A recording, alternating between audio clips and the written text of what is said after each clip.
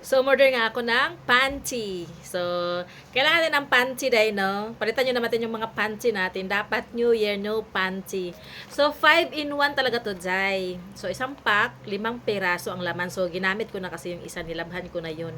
So, ito muna kasi pang sample ko. So, original to na bench day, ha? So, ito day, oh. So, ang gaganda ng mga color niya day, no? So, itong, ang ganda rin ng tela niya day, no? Hindi siya makapal, hindi rin manipis. So, medyo mura pa nga to day, eh. So, ang kinuha ko day is XL na day kasi medyo lumubo talaga tayo, day, no?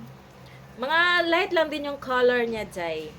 Mga very, very light lang din talaga. And then, may tag pa yan, day. Original na bench to, Jai, ha? Mall talaga to nakuha, Jai.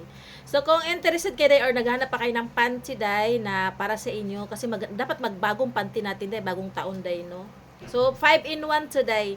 So, hindi ko na to nilaban, yung isa lang muna kasi susuotin ko. Na-excite na ako kasi. So, 5-in-1, original to na, bench na panty, Jai. Sa orange app ko to nakuha talaga.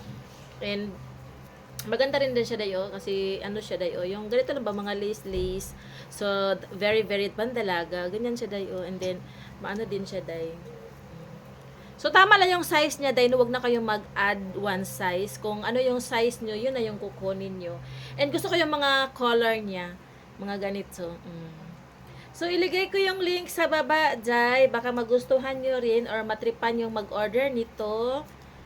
Original to na bench day ha, hindi to ano day, hindi to mga ano lang day. Yung kay Dodong lang yung fake.